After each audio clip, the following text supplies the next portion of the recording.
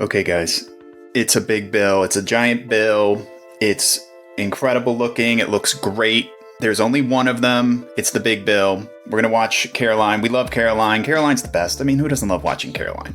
There's nothing better, okay?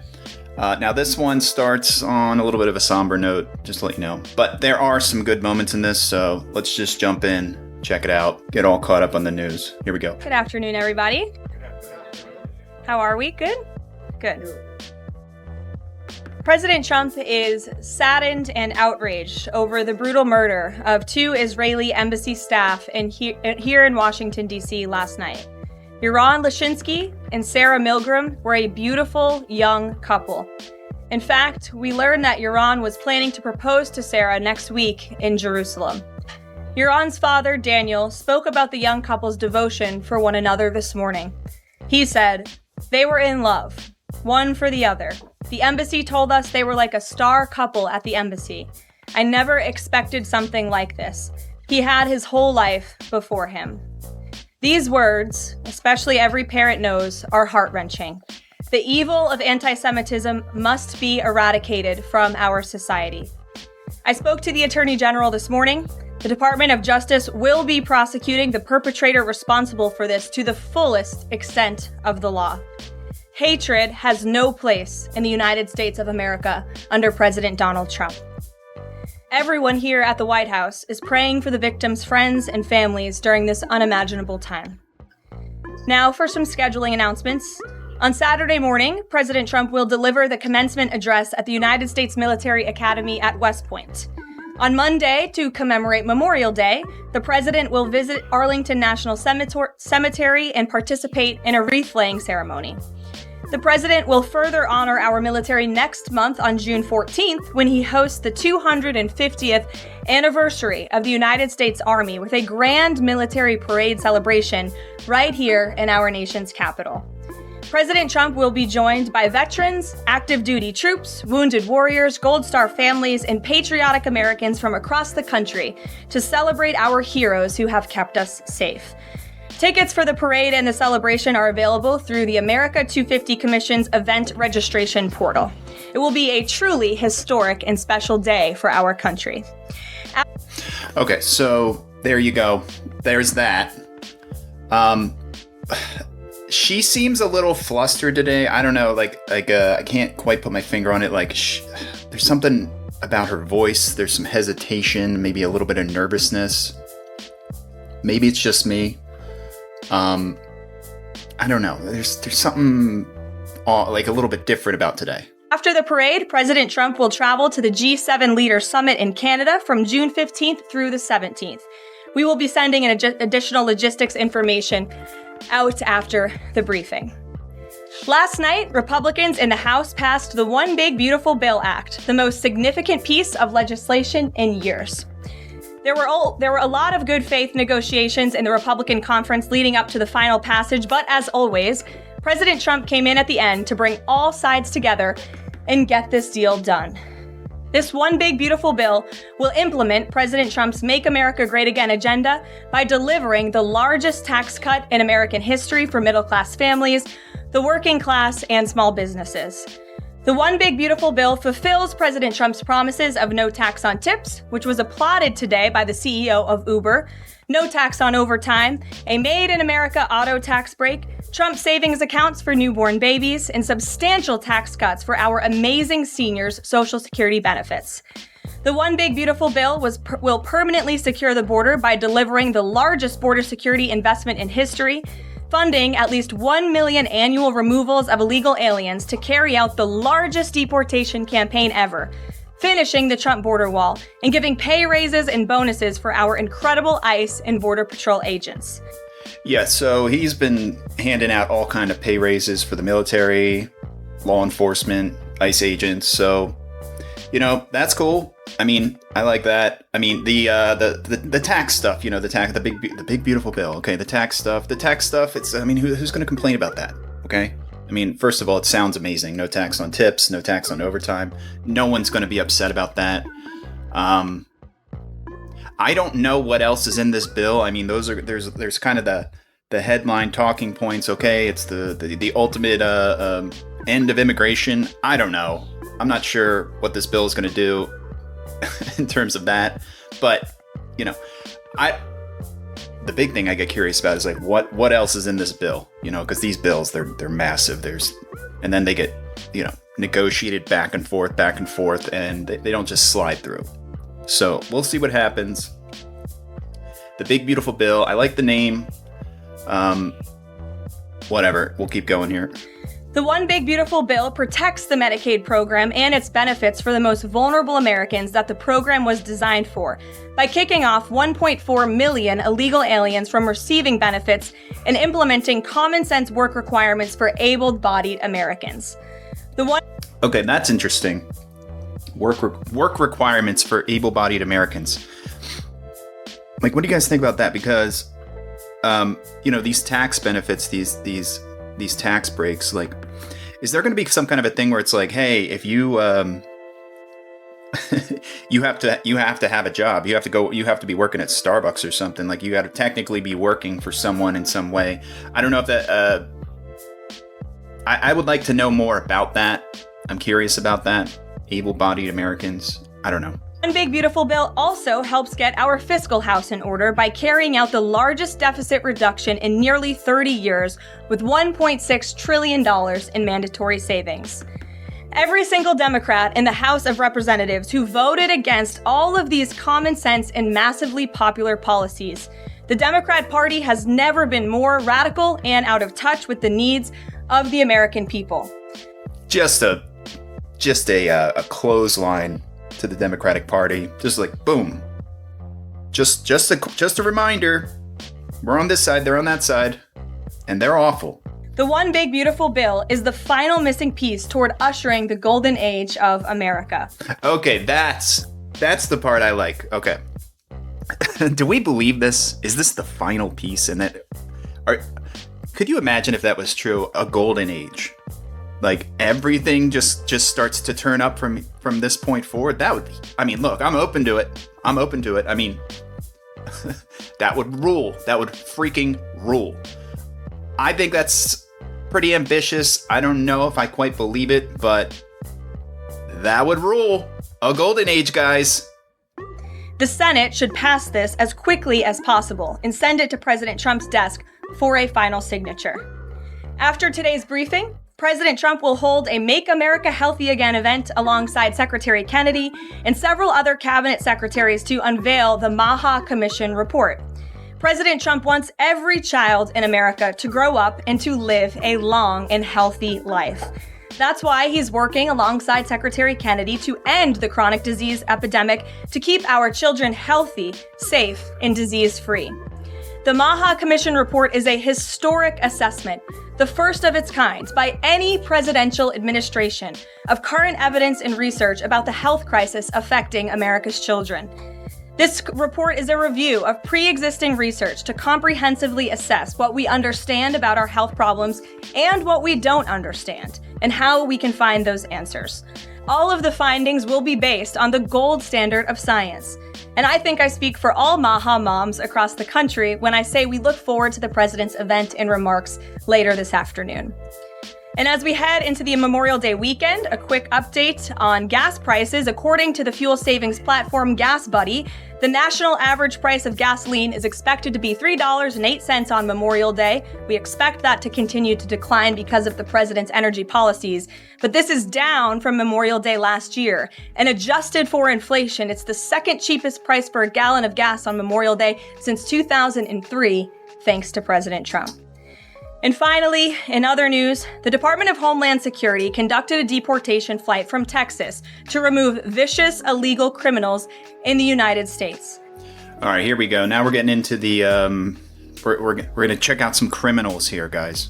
Some horrible, hardened, godforsaken criminals. And immigration, let's all get fired up about immigration. Check it out. All of these individuals were sent, or are trying to be sent, to a third country. And President Trump promised to get vicious, illegal alien murderers, rapists, and pedophiles like these out of our country, and he is trying to deliver on this promise. But no matter how upset this makes Democrats, we will continue to deport these monsters to keep Americans safe. And here are the heinous individuals who were on that flight. A Cuban national, convicted of homicide, armed robbery, false impersonation of an official, kidnapping, and robbery strong-arm. A Cuban national convicted of attempted first-degree murder with a weapon. A citizen of Laos convicted of first-degree murder and robbery. A Mexican national convicted of second-degree murder. A citizen of South Sudan convicted of robbery and the possession of a firearm. A citizen of Burma convicted of lascivious acts with a child less than 12 years old. A citizen of Burma convicted of first-degree sexual assault involving a victim mentally and physically incapable of resisting. It's disgusting. And a Vietnamese national convicted of first-degree murder. Now, a liberal activist district court judge in the city of Boston, Massachusetts, is trying to force the President of the United States to bring these monsters back to our country.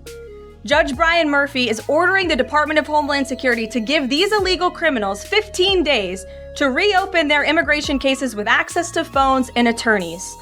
I mean, not a good look. Not a good look, Judge. Those are your boys, right? Those are your boys? Not the best look. Every single one of these individuals I will add, had final orders of removal from our country. And now Judge Murphy is forcing federal officials to remain in Djibouti for over 2 weeks, threatening our U.S. diplomatic relationships with countries around the world, and putting these agents' lives in danger by having to be with these illegal murderers, criminals, and rapists. This is completely absurd. Judge Brian Murphy is not the Secretary of State. He is not the Secretary of Defense or the Commander-in-Chief. He is a district court judge in Massachusetts. He cannot control the foreign policy or the national security of the United States of America, and to suggest otherwise is being completely absurd. According to new reporting about this judge, he's a registered Democrat in Massachusetts who during his Senate confirmation hearings failed to disclose his ties to a radical left-wing organization that claimed the word illegal to describe illegal aliens was inherently prejudicial. Prejudicial. She slipped up there. It's fine though, okay? She's like, I think she's a little bit mad about some of these stories, like kind of pissed, like genuinely pissed about some of the stuff she has to report. Like it's a lot of stuff, like bad stuff, right? Bad stuff happening right now. So, we're going to let that slide. This judge, I mean, what a great guy. He sounds like a great guy. I mean, just a great guy. Like that, he's doling out justice, right, everyone? This massive judicial overreach by Judge Murphy is part of the same opposition our administration has faced since day one. Radical left-wing judges are egregiously trying to stop President Trump from using his core constitutional powers as head of the executive branch and commander-in-chief. These judicial activists want to unilaterally stop President Trump from deporting foreign terrorists and keeping the American people safe. Nearly 80 million Americans re-elected this president to deport illegal criminals from our homeland, and polling consistently shows that 90% of Americans want illegal alien criminals, especially those with final orders of removal from our country, who have chosen to continue to stay here illegally. Americans want these people sent home. We hope the Supreme Court will continue to rein this in as soon as possible to restore proper constitutional order in our country. We'll take some questions. And here in our new media seat today, we have Jillian Michaels. She's a renowned personal health expert. I know all of you know her. I certainly do, watching fitness videos growing up. And a media powerhouse who continues to expand her reach with her podcast, Keeping It Real. Jillian, I know you're here today for the Make America Healthy Again event. We're proud to welcome you to the White House. Thanks for being in the briefing. Why don't you go ahead? Okay, so I don't know who this lady is. This almost felt like a paid advertisement or something. I want to point out the brand name Keeping It Real. I don't know if I hate that brand name or if it's genius. I mean, it sounds like one of those services or products that you created back when that was cool. But then again, these things have a way of coming back around. It's like Keeping It Real. It's cringe, but then it comes full circle. It becomes funny again. Do we like Keeping It Real? Is that a cool brand name? Anyway, I don't know who this lady is. I don't know why I understand she's involved, as it was just explained, but like, I don't know. It felt like a paid advertisement. I'm sure it wasn't, but I'm just being sensitive. Thank you for having me. As a Maha mom yourself, how do you interpret the significance of this report in terms of delivering measurable health improvements for Americans and their kids? And what specific actions does the administration plan to take in response to it? Sure. Well, thank you for the question. And again, thank you very much for being here. I would like to emphasize, we held a call earlier today with Secretary Kennedy, Secretary Rollins, Administrator Zeldin, and other officials at Health and Human Services to talk about the gravity of this report. When the president took office, he promised to make this country healthy again. And the president signed an executive order directing this commission. And now, less than 100 days later, the commission is delivering this report. It's another promise made and another promise kept. And the report identifies 4 major factors that are contributing to the rise in childhood chronic disease. Again, this is the first time the federal government has really recognized in a single report that we have a problem in our country. Our children are getting sicker, not healthier. This is not just a crisis, a health crisis, but it poses national security implications as well. And this administration is focused on ensuring we understand why. The 4 factors contributing to the report, as you will all hear from the president later, are number 1, poor diet, a robust discussion about ultra-processed food that are dominating our children's diets, environmental chemical exposure, plastics and other chemicals that are unfortunately a part of our daily American life. It talks about the lack of physical activity and chronic stress, and how technology-driven lifestyles are contributing to the decline of our children's physical and mental health. And then lastly, the report touches on the over-medicalization that's taking place in our American society, nowhere else in the world, but just right here in the United States of America. And the report directs the entire administration to understand why these issues are happening and what public policy can the administration implement to ensure that we are fostering a more healthy country for our children. So, I mean, this is a tough one. I mean, first of all, yeah, true. I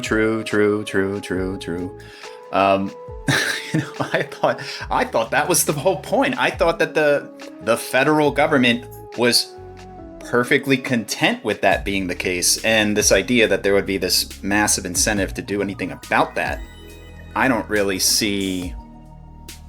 I mean, this is almost as insane as the fact that this bill is going to usher in a brand new golden age. And even if some steps are taken in the right direction, this is going to take like 50 years of optimizing and actually like forcing people to be healthy. And I think it is mostly food. I think that's the biggest one. You know, food. Maybe not the only thing, but yeah, I think that 99% of most of these health issues come from food, and then maybe also just like the constant pressure chamber of being forced to perform as a serf to the point where all you can think about is money all day long. It's just money. You can't sit around and worry about your health when your finances aren't like in tip-top shape. And even if you are doing well, you have to stress about it all going away and making even more. Like, that's the protocol. It's just like you're an American. You're here to make money, all right? And you put your health.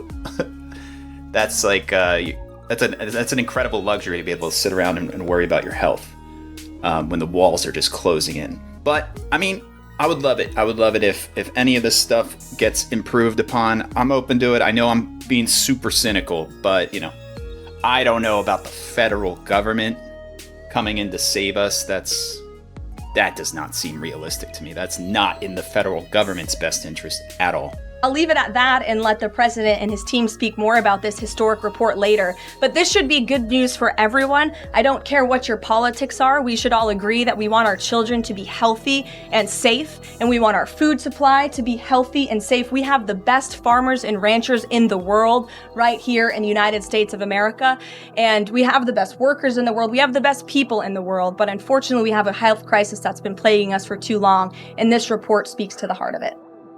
You're welcome. Thanks for being here. Garrett, go ahead. Karoline, you guys are very proud of your record on transparency. I have 2 transparency-related questions for you. Sure. On the president's dinner tonight, Will the White House commit to making a list of the attendees public so people can see who's paying for that kind of access to the president? Well, as you know, Garrett, this question has been raised with the president. I have also addressed the dinner tonight. The president is attending it in his personal time. It is not a White House dinner. It's not taking...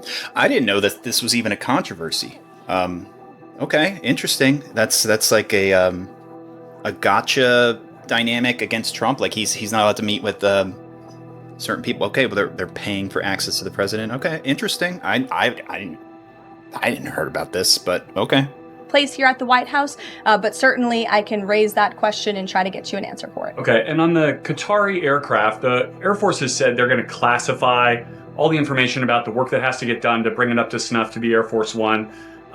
Previous Air Force One contracts, including the one that the president entered into in 2018, are public. That's available knowledge. Will the White House commit to releasing who's doing that work and the cost of that work? I understand that some elements might be classified about specific systems, but will you commit to releasing that basic information so people can see ultimately what this costs? Well, Garrett, as you know, that's a question for the Department of Defense and the United States Air Force, who is accepting this jet as part of their fleet. Declassify anything he wants. Well, you'll have to ask the Department of Defense and the United States Air Force, who is accepting this jet as part of its fleet.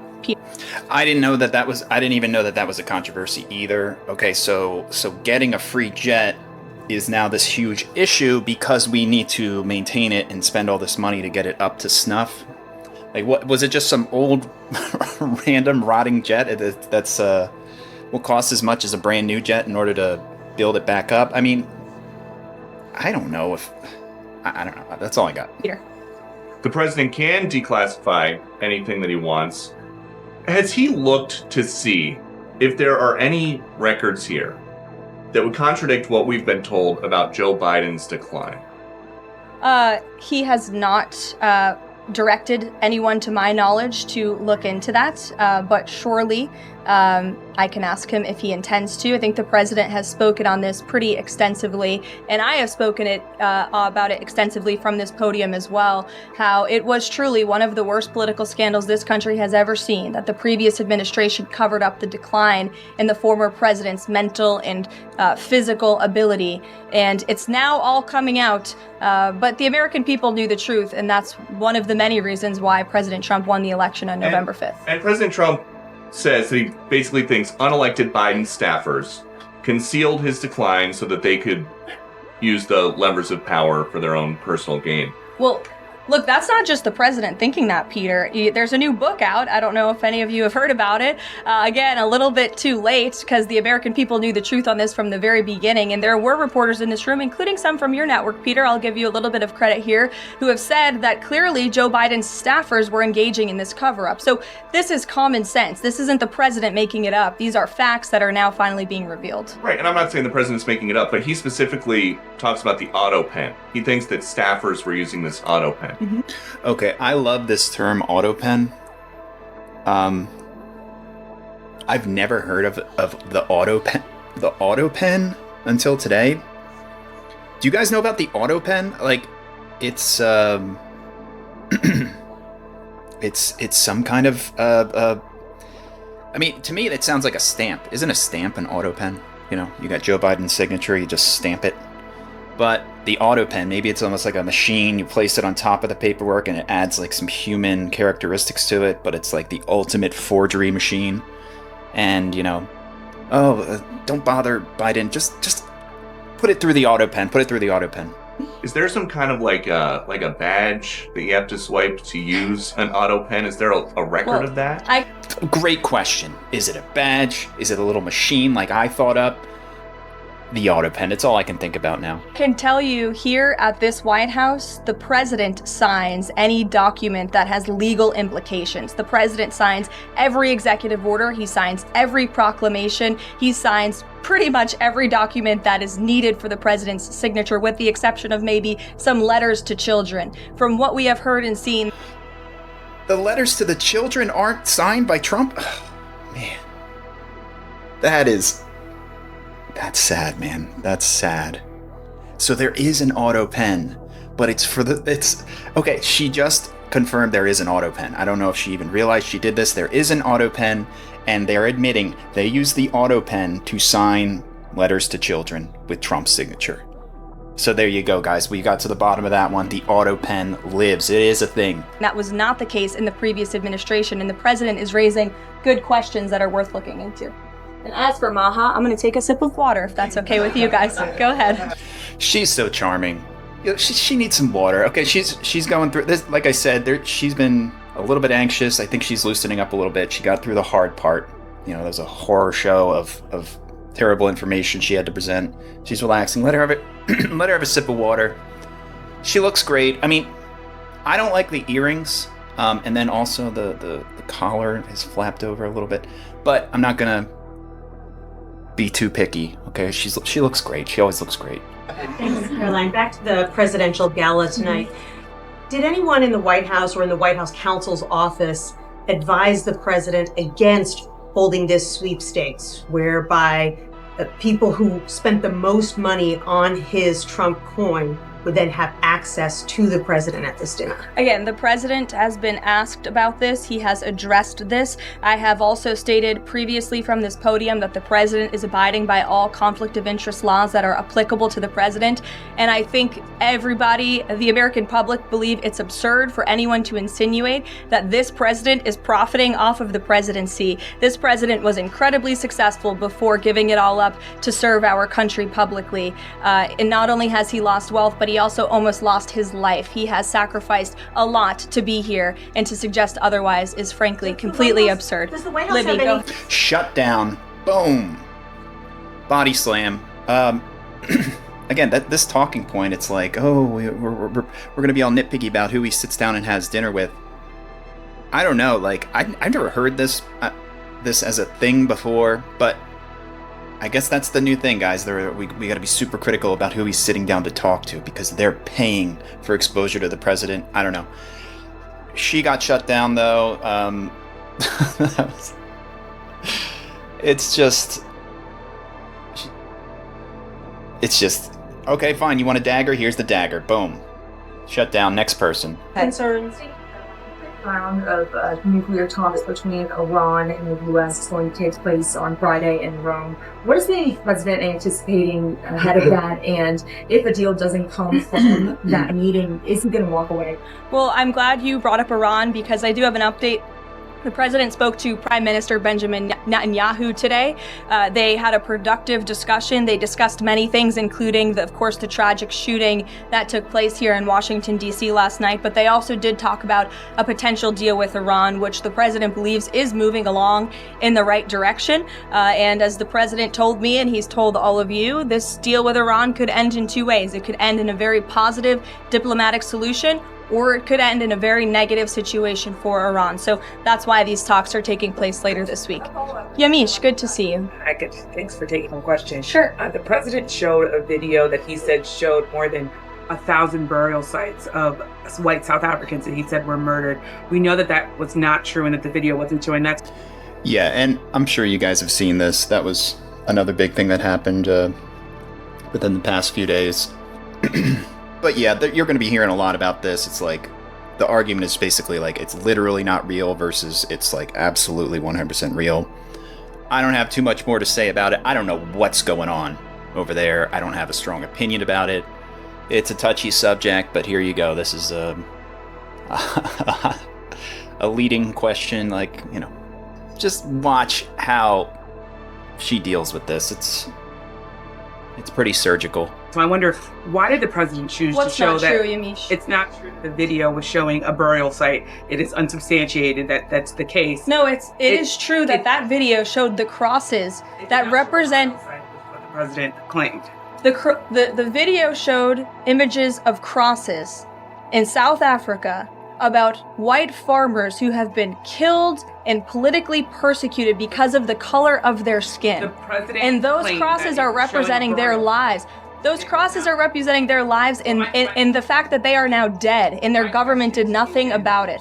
Are you disputing that there's no... Disputing the fact that the video showed what the president claimed it showed, because it did not show that. But even more, what I'm asking you is, who at the No, it White did House... show that. It who showed at the white crosses representing people who have perished because of racial House persecution. verifies the videos that the president shows, and what protocols are in place when there's unsubstantiated information being put out for the world and world leaders to Yamish, show? what's unsubstantiated about the video?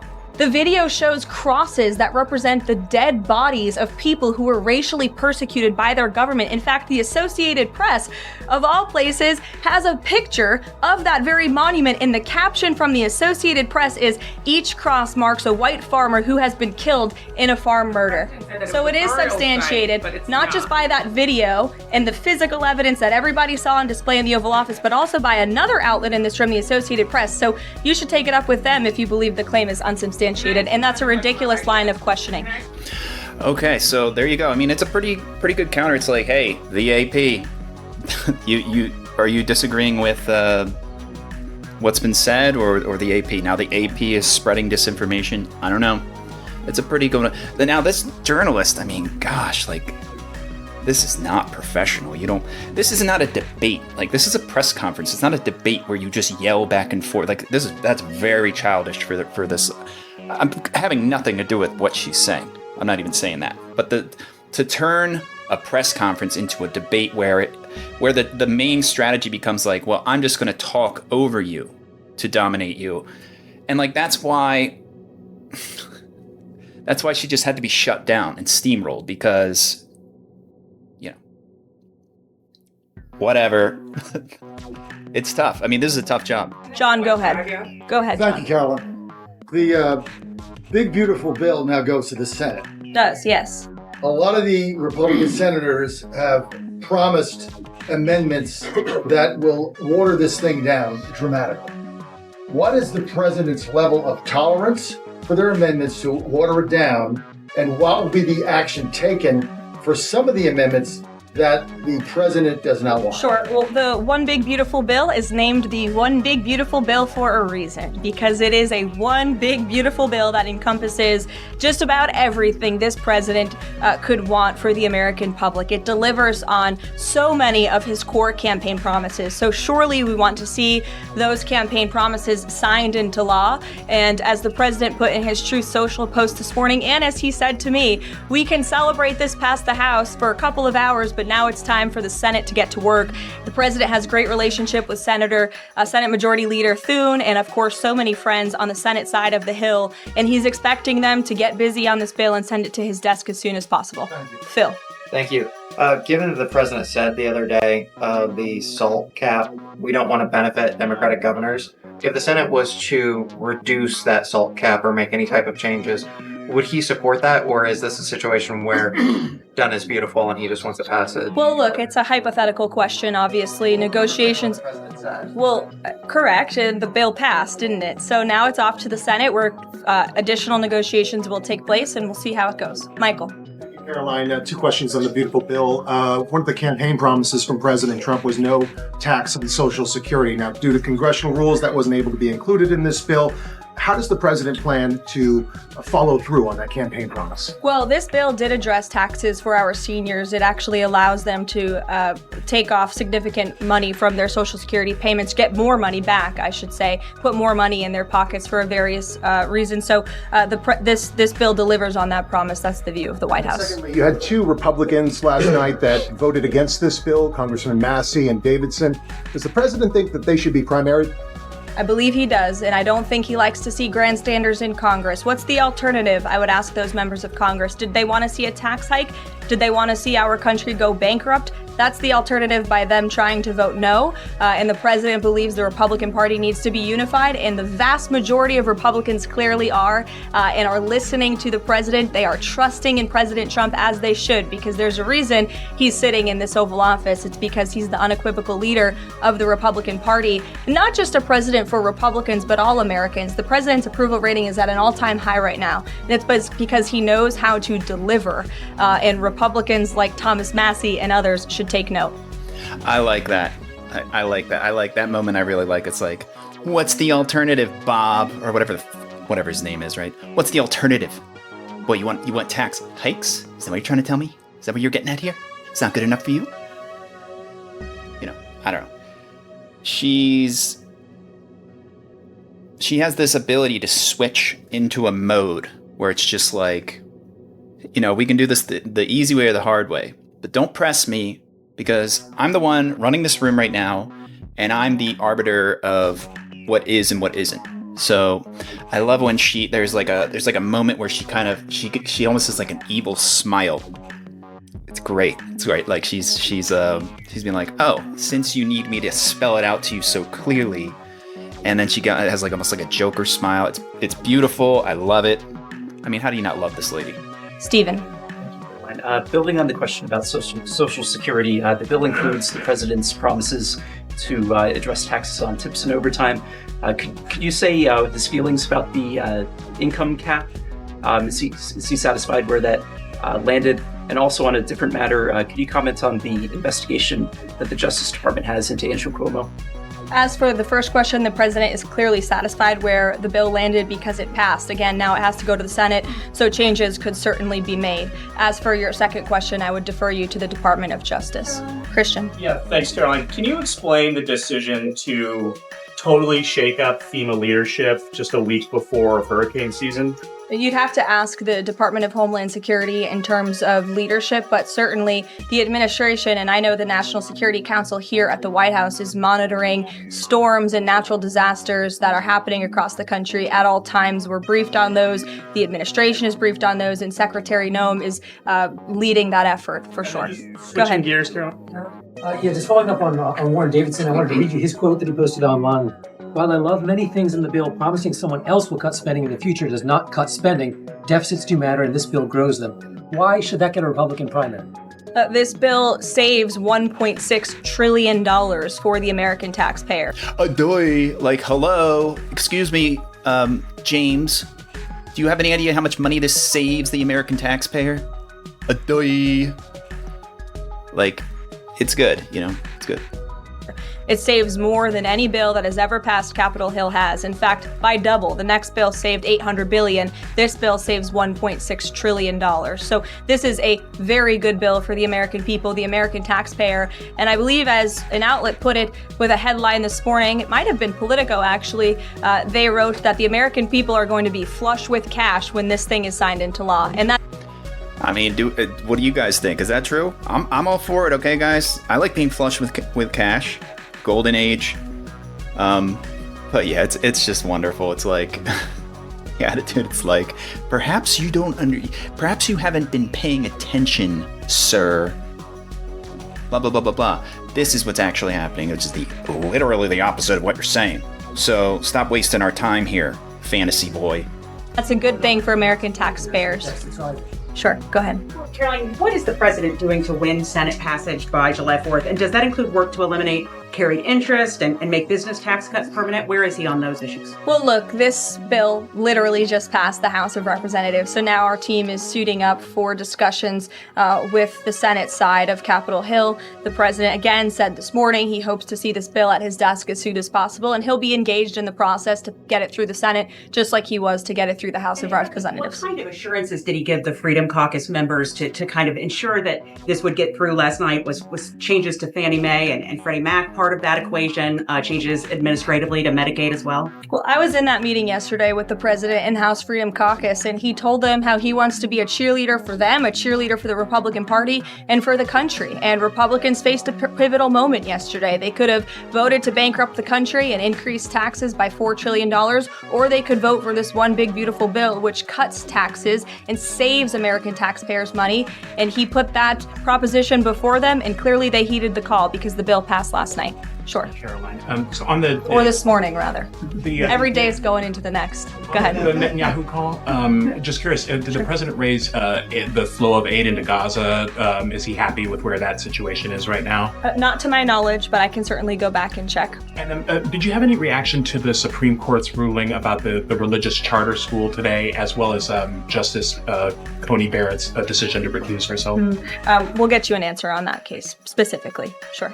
You mentioned the president has a good relationship with Leader Thune. Has he talked to him specifically about the plan to get this through the Senate? Does he plan, or is he going to reach out to Republicans who have voiced concerns? Not to my knowledge. Has he spoken to Leader Thune this morning? He very well could have. I just wasn't briefed on that call. We can go back and check for you. The president did speak to Prime Minister Netanyahu this morning. He also had a call with President Sheinbaum this morning. He was receiving his intelligence briefing. He's been very busy all morning. But again, he certainly intends to remain active and engaged in these negotiations with the United States Senate to get this bill done. And just following up on the dinner tonight, you mentioned this is not a White House dinner, but the president is always the president, and the Trump family is making money off of this. So can you just explain, how is this not the president using the office to enrich himself? Well, all of the president's assets are in a blind trust, which is managed by his children, and I would argue one of the many reasons that the American people reelected this president back to this office is because he was a very successful businessman before giving it up to publicly serve our country.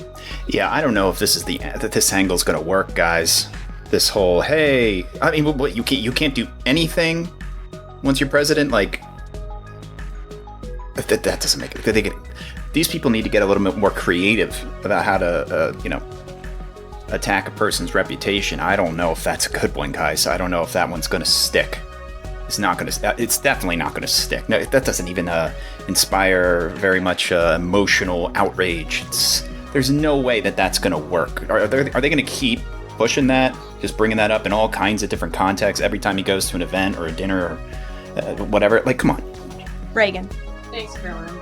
Last week, the president told Brett Baier that he trusts his people, but thinks that the official narrative on his assassination attempts are, quote, a little bit odd. FBI Deputy Director Dan Bongino said days later that there's no conspiracy to find, and as he put it, quote, the there that you're looking for is not there. My question is the president personally satisfied with the investigations into the attempts on his life?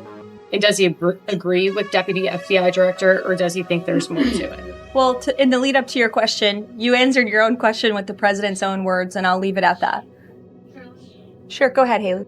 Well, that was like a Jedi mind trick, right? That was like, I don't know. Did she answer her own question? I didn't even notice, but my mind went blank, and yet somehow I was satisfied with that response.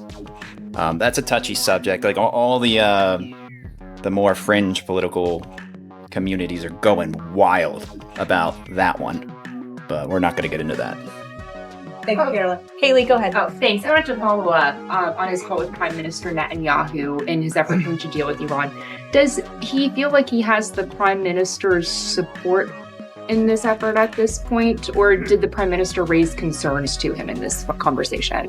I won't get further into the private discussion between the president and the Prime Minister, but surely they have a good relationship, one that's built on transparency and trust.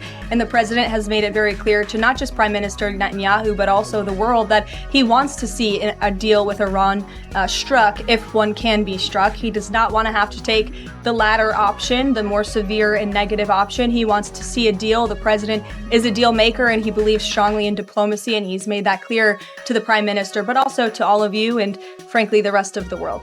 Mary. Thank you, Caroline. Sure. Two questions, one on the terror attack last night and then another on the big, beautiful bill. Do you or President Trump have a message to politicians like Ilhan Omar, who only this morning explicitly avoided condemning this act of terror? It's despicable. And frankly, we have seen a rise in anti-Semitic protests, of pro-Hamas protests, of terrorist sympathizers. We saw them on our college campuses, and we've seen the Democrat Party turn a blind eye and in some cases actually embrace such anti-Semitic illegal behavior. And that's why this administration has done more than any administration in history to crack down on anti-Semitism. As you know, in January, when the president took office, he signed a new executive order to combat anti-Semitism. He created a commission focused on doing just that.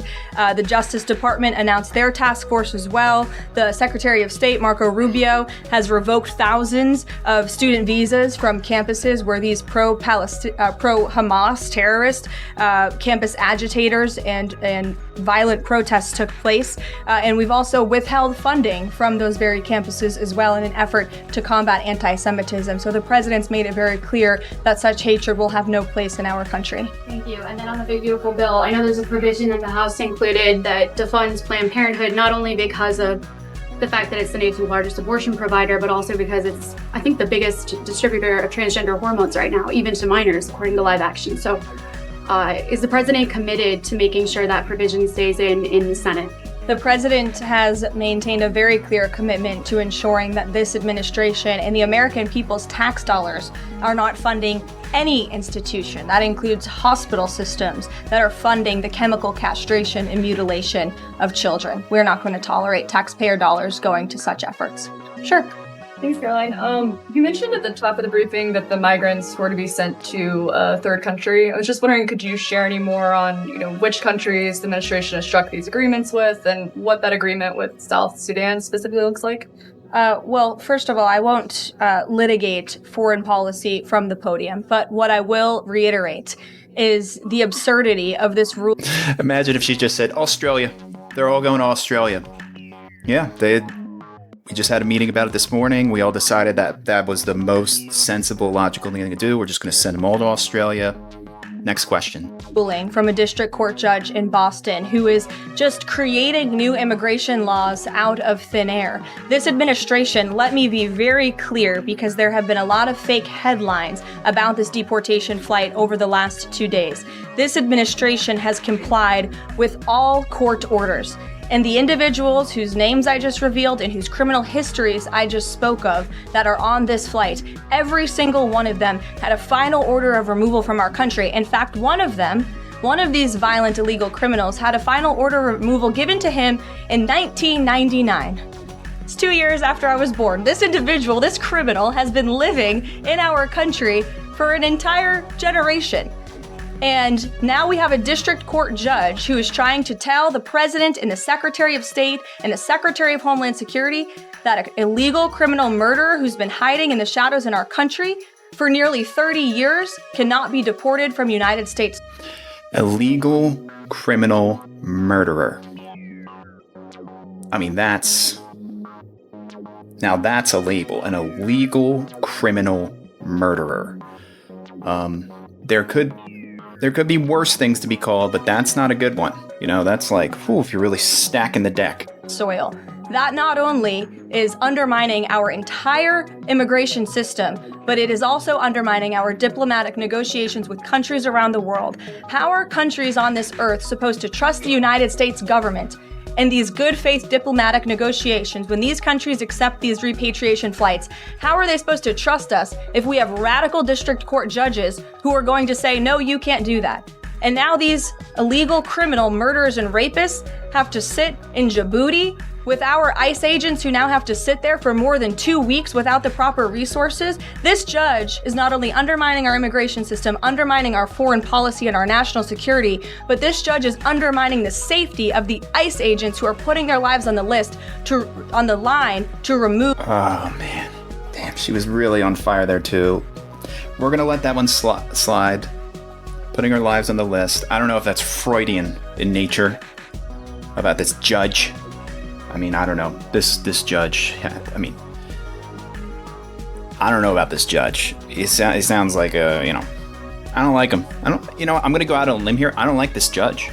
I got a bad feeling about him. Move this list of illegal criminal terrorists. It's truly despicable what's happening in our court system, and the president and this administration hope that the Supreme Court will do what it needs to do to rein in these liberal activist judges. And the Supreme Court has already said it is well within the president's purview to dictate foreign policy, and a radical district court judge should not be getting in the way of that. We'll see you all later at the Maha event. Thank you. Thanks, Caroline. Thanks, Caroline. So there you go. There you have it. Thank you for joining. Keep an eye out for new videos. Join the YouTube dollar membership. Join the membership. Oh, it's $1. Oh, it's so expensive. Join the membership. See you guys next time. Peace.